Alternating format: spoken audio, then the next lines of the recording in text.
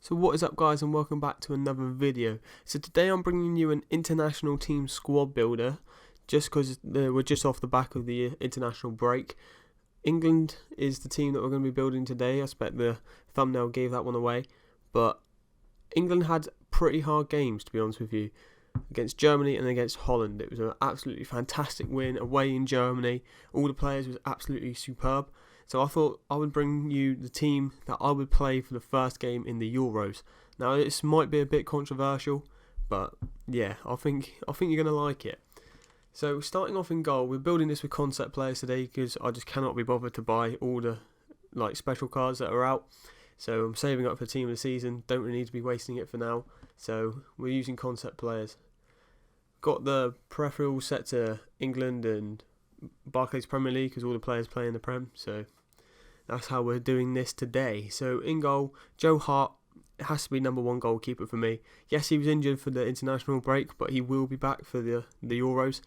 Butland unfortunately ended up getting injured. He fractured his ankle, and you can tell he's absolutely heartbroken because of it. He conceded a goal because he was injured, but I don't blame him when you're playing with a fractured ankle. It's not too much fun. So with Jack Butland injured, I do believe that Joe Hart will be the player that is selected in goal for the first game. So that centre-back is probably the most solid centre-backs. They're both in form at the moment. We're going to be playing with Smalling, and on the other side, Cahill. Now, we don't have a naturally left-footed centre-back, so Smalling and Cahill both right-footed. A lot of people will be saying Jagielka and Stones. I just don't think Stones is ready for it, to be honest with you. Yes, he's a very good ball-playing centre-back, but he did do a little silly slip in the Holland game that might have cost us a goal if we was against more clinical opponents, to be honest with you. I think it was Janssen that managed to capitalise on it, but the 21-year-old making his debut wasn't able to score. But yeah, he did do a very silly little turn that forced him to slip and right on the edge of the box. So for that reason, I just wouldn't pick him, to be honest with you. I just don't think he's ready, and I think the two centre-backs are pretty solid seasons. Cahill's coming back into it now, a bit more form, and Smalling's been a rock for United for the whole season, to be honest with you. At left back, this is a player that really did excite me. It is Danny Rose. He has to be picked. He has to be playing. Absolutely amazing season with Tottenham. Played out of his skin for England. Leighton Baines might actually just pinch the spot just because he has been playing for England before, but I think Hodgson's got to go with the new boy and get Danny Rose in the team just because he's so good going forwards. Defensively, he's solid, getting in a lot of good tackles and blocks, and I just really like him. So right back today, we're going to be going either with Klein or Kyle Walker. Now, they both started in the international break. I think Walker did use a bit more pace. Obviously, we all know he's absolutely lightning quick. His dribbling's pretty decent. Now, this is something that I think FIFA needs to pick up on. Kyle Walker needs higher dribbling because he's very good going forwards. He managed to absolutely do a couple of the defenders when he was going forwards and put in a really nice cross. However, we couldn't score from it. But I do think Klein will just get pipped for it just because he's been playing more consistently so far this Premier League season.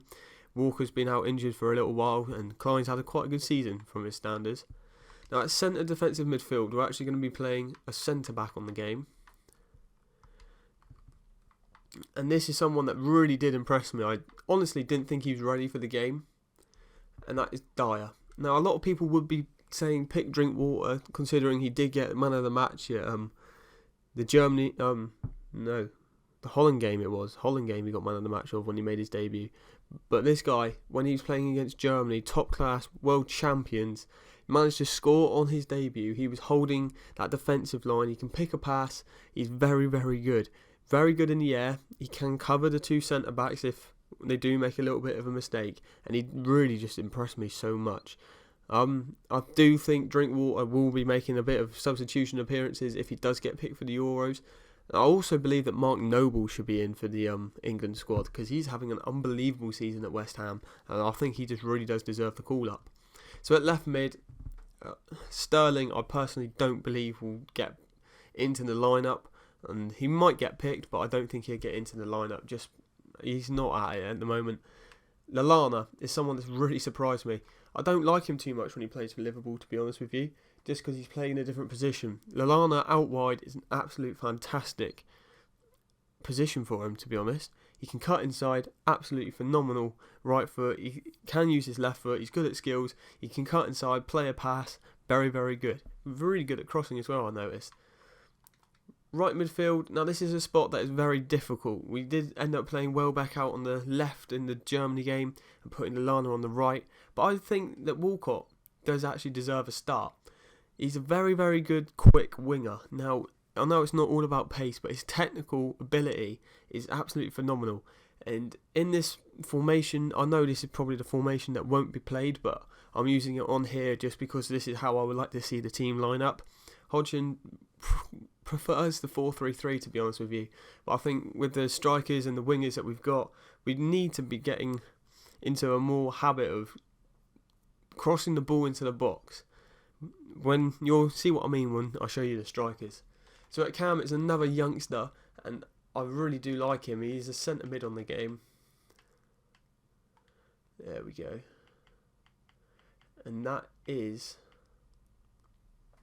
Dele Alli.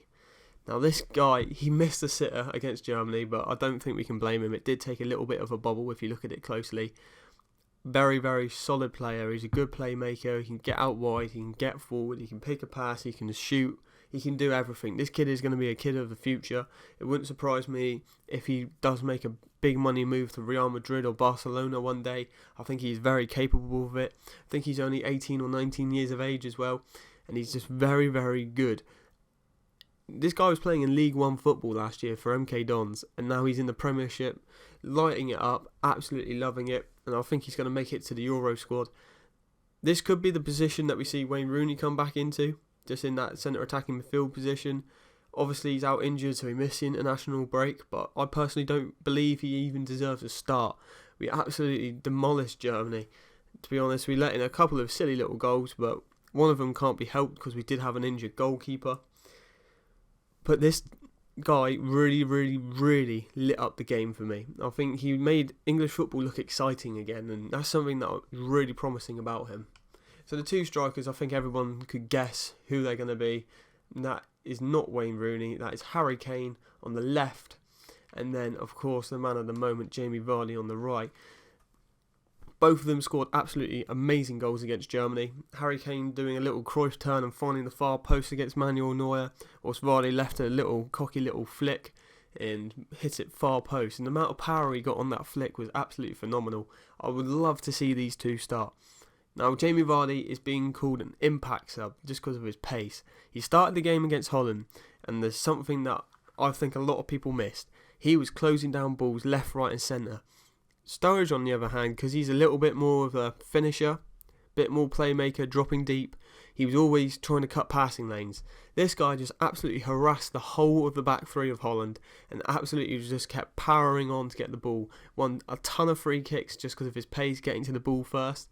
I do believe Vardy is going to be the key point to whether we go out of the group stages and progress into the finals of the tournament, or if we're just going to sit and lie on our laurels and just hope that we can get through the group stage. I don't believe that we should be coming anywhere but first in the group stage of the tournament. We've got a pretty hard group stage, but I do believe that we have the players to win 2-3-0, 3-1 maybe at the games that we're going to be starting off playing. I'll be very disappointed if Vardy is used as an impact sub. He's having an absolute great season. I think you've only got to watch any Leicester City match just to see the work rate that he actually has. Harry Kane, on the other hand, is an absolute beast at the moment. It's 22 goals I think he scored for Tottenham so far this season. That's equal Gary Lineker's record from back in the day. And Harry Kane is one of these players that can just 1 minute not be involved in the game, but when he is given his opportunity, he takes it clinically. And this is first and second in the table in the Premiership at the moment, Leicester and Tottenham. So why wouldn't we pick the two goal scorers from both of them teams and shove them into the England team for the Euros? I think they both deserve it. They're on fire and they've had an absolutely amazing season for the both of them. I think Harry Kane's one to watch for the future. In future years, I reckon he will be the captain of England, just as Wayne Rooney has come up the ranks. Jamie Vardy, I expect to see a lot more England caps under for him. I think he's going to be very, very good. A little bit older than Kane, but I think we've got two golden boy strikers up front, especially with the midfield, playing in them balls to them, absolutely fantastic. So this is my England team that I would pick for the starting game of the Euros. So let me know down below in the comment section if you would make any changes to this team. Don't forget to like this video, subscribe and share it to all your friends. I'll catch you all next time.